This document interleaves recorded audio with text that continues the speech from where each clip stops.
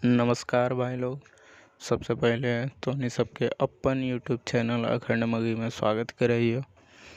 तो आज के विषय हो कि हम भारत के राष्ट्रभाषा की होना चाहिए ये विषय पर चर्चा करब।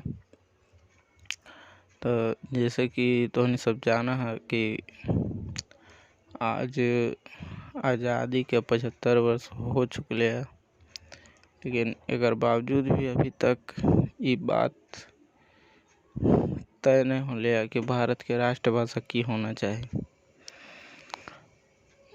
और भारत के राष्ट्रभाषा की होना चाहिए तो दूर के बात है, भारत के राष्ट्रभाषा होना भी चाहिए कि नहीं होना चाहिए विषय पर चर्चा न होगा। जगह होगा भी है बहुत गिनल चुनल, तो सब वो हिसाब से नहीं होगा तो ओकरा दबाव भी देवल जाए। तो हम ज़्यादा बांछर नहीं करबो, हम अपन ओपिनियन बताए लिया, हम अपन विचार रखे लिया ये वीडियो में कि हमारे हिसाब से तो भारत के राष्ट्रभाषा यदि एकमात्र कोई होना चाहिए तो वो है संस्कृत। काहे तो संस्कृत में सब समस्या के समाधान है। संस्कृत भाषा के जगह भारत के राष्ट्रभाषा बनावल जाए। पहला तो ये बात है कि भारत के जगह कोनो राष्ट्रभाषा हो जाए तो भारत गूंगा नहीं रह जाते। काहे कि देखा सब चीज़ हो गए, राष्ट्र फूल राष्ट्र पक्षी, लेकिन अभी तक 75 साल में भारत के नेता लोग या भारतवासी लोग डिसाइड न करे पैलखिन है कि भारत के राष्ट्रभाषा होना की चाहिए। तो यदि संस्कृत के बना देवल जाए तो एक में पहला नंबर तो उतना कोई खास विरोध नहीं होते, काहे कि भारत के सब लोग धार्मिक हकिन। और ये संस्कृत के तुलना में जो अन्य भाषा में जो देखल जाए तो अंग्रेजी में तो विवाद होवे करता, होना भी चाहिए।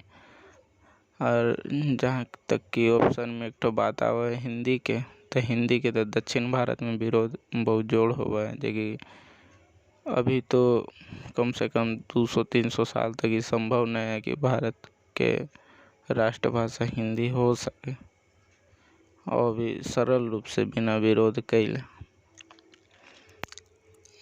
अब दूसरा नंबर बात संस्कृत बनाए सब भारत के एकर में फायदा की होगा कि देखा भाषा के नाम है संस्कृत, तो संस्कृत भाषा से भारतवासी के संस्कृति जुड़ल है।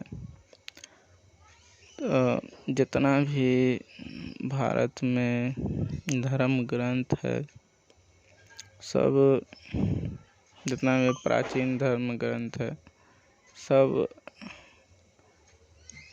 अधिकांश माने संस्कृत भाषा पर है। तो संस्कृत भाषा के जो राष्ट्रभाषा बनावल जाए तो अनिवार्य रूप से सब जगह माने लागू करल जैते और सिखावल पढ़ावल भी जैते पूरा देश में। तो जब पूरा देश पढ़े जान जैतखिन संस्कृत भाषा, तो कोई भी अपन धर्म ग्रंथ पढ़ सकिन, ओका से बहुत प्रकार के ज्ञान भी प्राप्त होगा है। तो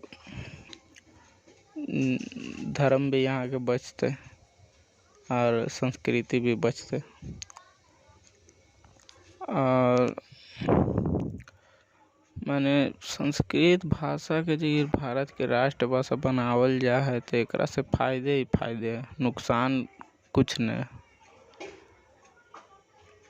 हाँ, एक तो और एथी होना चाहिए कि सब जगह के जैसे कि अभी बहुत 22 गो भाषा के मान्यता प्राप्त है, तो उसी तरह से सब क्षेत्र में जो वहाँ के स्थानीय भाषा है तो ओकरा में बोले बतियाए के छूट होना चाहिए। लेकिन संपर्क भाषा और राष्ट्रीय भाषा के रूप में यदि कोनो भाषा के बढ़ावा देना चाहिए तो वो संस्कृत भाषा में होना चाहिए। काहे कि देखा अभी जैसे हिंदी जो है तो हिंदी तो संपर्क भाषा के रूप में भारत में जानल जा है, लेकिन एकर सच्चाई की है कि ई सिर्फ उत्तर भारत में ही संस्कृत हिंदी माने संपर्क भाषा के रूप में है।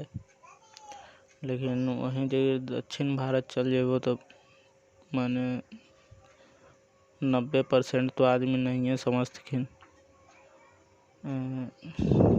हिंदी भाषा।